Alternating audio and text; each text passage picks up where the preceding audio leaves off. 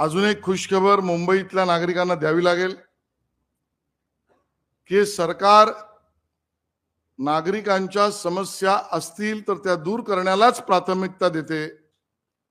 आणि काल महसूल मंत्री चंद्रशेखर बावनकुळे यांनी आमची वर्षानुवर्षाची जी मागणी होती, विशेषतः मुंबईतील उपनगरवासियांची, की ज्यामध्ये उपनगरातल्या बांधलेल्या इमारती असतील, घरं असतील, याला बांधकामाच्या परवानगी घेऊन बांधकाम केल्यानंतर सुद्धा ऍग्रीकल्चरचं तेव्हा नॉन ऍग्रीकल्चर केल्यानंतर सुद्धा NA tax, non agricultural tax हा सातत्यपूर्ण दरवर्षी येतो।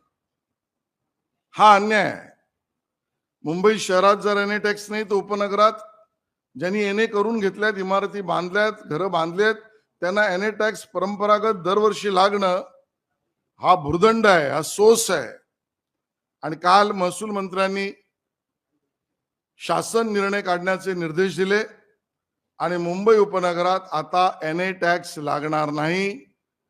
करोडोचं बर्डन लाखो मुंबईकरांच्या डोक्यावरचं उपनगरातलं एनए टॅक्सचं सरसकट काढलं। ही महायुतीची भारतीय जनता पक्षाची उपनगरवासियांना, मुंबईवासियांना भेट आहे।